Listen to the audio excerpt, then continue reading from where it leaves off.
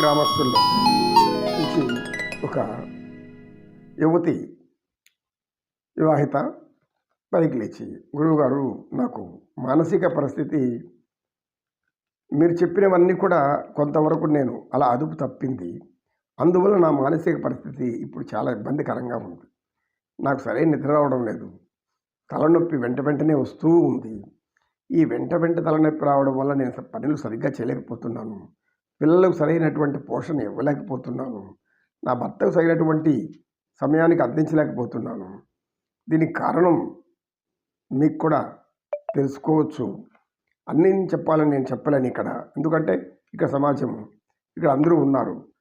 కనుక నాకు మొట్టమొదటిగా నా మనసు ఆనందంగా ప్రశాంతంగా ఉండడానికి దారి ఏదైనా చెప్తారా అని అడిగింది. జ్ఞానం ఉన్నది మానసిక ప్రశాంతత ఇవ్వడానికే. ఎవ్వరికైనా సరే, ఒక మతానికి, ఒక కులానికి, ఒక జాతికి అని కాదు. మనస్సు అనేది ప్రతి ఒక్కరికి ఉంటుంది.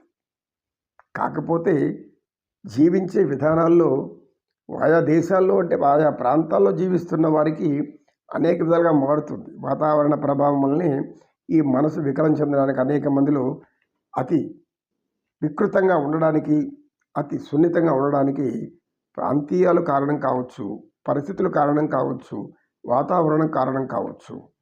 కనుక ఇవన్నీ కారణాల వల్ల మన ఆనందాన్ని కోల్పోతున్నాం. మనం మొట్టమొదటి తెలుసుకోవాల్సిన మొదటి సూత్రం అంటే మానవ జన్మ ఉన్నతమైంది. ఈ మానవ జన్మ మనకు భగవంతుడు ఇవ్వడం అనేది కొన్ని కోట్ల పుణ్యాలు చేసింటే కూడా రాదు. ఇప్పుడు వచ్చింది. వచ్చిన ఈ జన్మను, మానవ జన్మను మనం స్త్రీ అయినా పురుషులైనా సరే ఇద్దరికి అందరికీ జ్ఞానం సమానమే. కనుక సద్వినియోగం చేసుకోవాలి. అంటే ఏమి సద్వినియోగం అంటే ముందు మనకు మనం ఆరోగ్యంగా ఉండాలి. మనం ఆరోగ్యంగా ఉన్నప్పుడు ఏమవుతుంది? మన మనోధైర్యం పెరుగుతుంది. మన మనోధైర్యం పెరిగినప్పుడు ఏమవుతుంది? ఆత్మవిశ్వాసం పెరుగుతుంది. ఆత్మవిశ్వాసం అంటే ఏమి? ఆత్మ అనేది చాలా శక్తివంతమైనది, జ్ఞానంలో చెప్పబడేది. ఆత్మను తెలుసుకోవాలని అట్లా ఎక్కువగా శాస్త్రాల వైపు పోవాల్సిన అవసరం లేదు. ఆత్మవిశ్వాసం అంటే మనసులో ఉండే పొరలే ఇవన్నీ కూడా. ఏది? మనసు, బుద్ధి, అహము, పంచజ్ఞానేంద్రియాలతో గ్రహించబడే జ్ఞానము, దైవాన్ని అనుసరించి మనలో ఉండేటటువంటి శక్తి ఆత్మశక్తి, అంటే ప్రాణశక్తి. ప్రాణమే ఆత్మ, జీవమే ఆత్మ, చైతన్యమే ఆత్మ. కనుక ఈ చైతన్యం ముందు మనలో ఉంది. కనుక అన్ని జీవరాశుల కన్నా మనం ఉత్తమమైన వాళ్ళు. కనుక మనం ఏం చెయ్యాలి? మానవ జీవితాన్ని నిత్యం దుఃఖసాగరంలో కన్నీటితో మునిగిపోయి చేయరాని పనులు చేసుకొని ఆఖరికి వాటి నుంచి బయటపడలేకుండా మరణిస్తామా లేకపోతే ఇంకేమన్నా చేసుకుంటామనే స్థితికి వెళ్ళిపోయేవాళ్ళు నిజంగా పిరికి వాళ్ళు మాత్రమే జీవించే విధానం తెలియకుండా తాము ప్రాణాలు తీసుకోవాలనుకుంటారు. అది పిరికితనంతో పాటు అది మహాపాపం కూడా చెప్పబడుతుంది శాస్త్రాల్లో. ఏ శాస్త్రమైనా కూడా మనిషి తన ప్రాణం తాను తీసుకోకూడదు. భగవంతుడు ఇచ్చిన శరీరము, ప్రాణము ఆయన మరలా తీసుకొని పోయేంతవరకు అట్లాగే జీవించాలి, ఎలాంటి జీవితమైనా. అప్పుడే మనలో ఉన్నటువంటి గొప్ప జ్ఞానం ఉదయిస్తుంది. అలా అనుకున్నప్పుడే జ్ఞానం ఉదయిస్తుంది. ఆ జ్ఞానం మనల్ని అంత దూరం తీసుకెళ్తుంది. అనేక అడ్డంకులు రావచ్చు, ఎదురుగా అనేక మంది మన గురించి వ్యతిరేకంగా మాట్లాడచ్చు. కానీ మనలో నిజాయితీ అనేది ఒకటి ఉంటే చాలు, దయా కరుణ జాలి అనేది ఉంటే చాలు. ఈ నిజాయితీ దయాజాలి ఏమవుతుంది? మంచిగా మారుతుంది.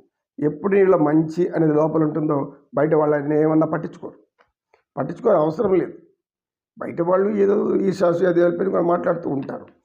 దాన్ని ఏమనుకోవాలి? మనం కొండను చూసి అదేదో ఆ కథ అనుకోవాలి. కనుక మనకి మంచిగా ఉన్నాము, మనము నిజాయితీగా ఉన్నాము, మన ఈ యొక్క గుణగణాలు మనలో పూర్తిగా ఉంది కాబట్టి మనం ఎటువంటి సమస్యలకు లోను కాము. ఎందుకు? ఇదే మానసిక పరిస్థితి యొక్క మొట్టమొదట మనల్ని మనం ఉద్ధరించుకోవడం తెలుసుకుంటే, అంటే మన రోగాన్ని కుదుర్చుకోవడానికి తెలుసుకోవాల్సినటువంటి విషయం ఏమంటే ఇతరుల మాటలని పట్టించుకోకూడదు. మంచి చెప్పి మంచిలో మనల్ని చెడ్డగా మార్చే మాటలు కూడా చెప్తారు. ఇది మంచి నీకోసరమే అని నీకోసరమని చెప్పబడి దాన్ని మెల్లగా దాన్ని మానవుల్ని చెడగొట్టేటటువంటి కార్యక్రమాలు చేసే మాటలు ఉంటాయి. అవి కాదు మనకు కావాల్సింది. భగవంతుడిని నమ్మాలి, భగవంతుని మనసులో పెట్టుకోండి. ఏ కులమైనా, ఏ మతమైనా, ఏ జాతి అయినా ప్రతి మతానికి ఒక దేవుడు ఉంటాడు. ప్రతి మతానికి దేవుడు ఉన్నాడు. దేవుడు అంటే మంచి గుణాలు కలిగినవాడు, భగవంతుడు అంటే మంచి గుణాలు కలిగినవాడు. ఏ మతస్థులైనా సరే పర్వాలేదు. ఆ భగవంతుని నమ్ముకోకుండా మనుషులు నమ్ముకున్నప్పుడు ఇలాంటి సమస్యలు వస్తుంటాయి.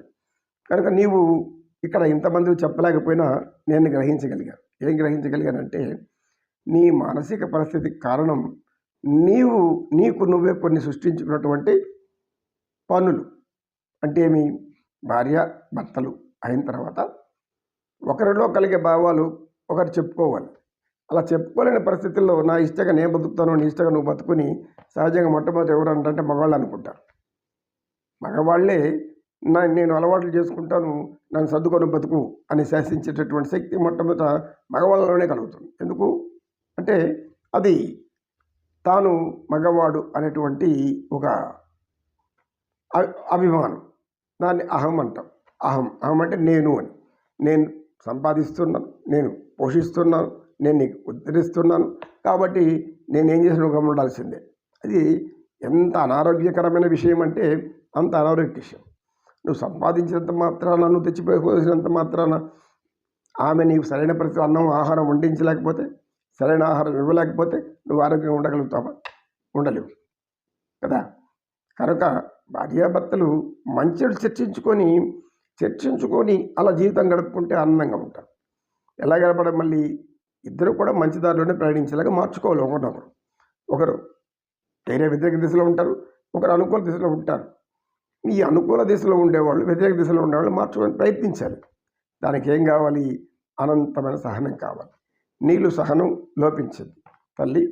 నువ్వు చెప్పే విధానం బట్టి చూస్తుంటే నీళ్ళ మొట్టమొదట ఓర్పు అనేది తగ్గిపోతుంది. ఆ ఓర్పు నువ్వు పెంచుకో. ఎప్పుడైతే నీకు ఓర్పు ఎక్కువ అవుతుందో, కొంతకాలం వేచి ఉంటావో, వెంటనే నీకు అనంతమైన జ్ఞానం నీలోకి వస్తుంది. భగవంతుడు ఇస్తాడు. నువ్వు ఎలా మార్చుకోవాలో, నీ భర్తను నువ్వు ఎలా మార్చాలో నీకు తెలిసి వస్తుంది. కనుక మనం ఎలా ఉంటే మనకు వ్యతిరేకంగా ఉండేవాళ్ళని మార్చుకోవచ్చు. ఎవరినైనా మార్చుకోవచ్చు. ఎవరైనా సరే. పరమ శత్రువు నిన్ను చంపుతానని వచ్చేవాడిని కూడా మాటలతో, ఒక చిరునవ్వుతో మార్చవచ్చు. అంత శక్తి ఉంది ఈ యొక్క మాటకు, చిరునవ్వుకు, ప్రశాంతతకు, ఆనందానికి. కనుక నిత్యం ఆనందంగా మనం ఉండాలి అంటే, ఆనందంగా కావాలి అంటే మనల్ని మనం మార్చుకోవడం ఒకటే మార్గం. నమో కృష్ణ, నమో కృష్ణ. కృష్ణం వందే జగద్గురు.